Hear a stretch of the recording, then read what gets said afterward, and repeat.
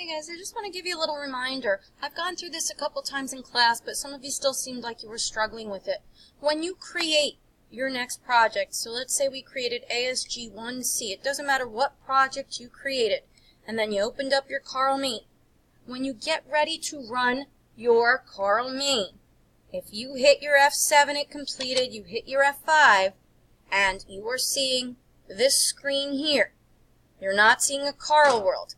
Let's just take a look here. This says ASG1C. That relates to this.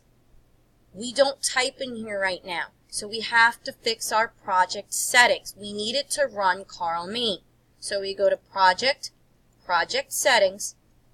See here it says Run, and we're running ASG1C. We don't have anything in there. So we're going to click on that, and we are going to choose Carl Main. Click OK. And then when you hit F5, you should see that your Carl world will appear. If you had walls and beepers in this world and it is not showing up, please go into your folder and make sure that world.txt is saved in the classes folder of the project that you're trying to work with. Okay?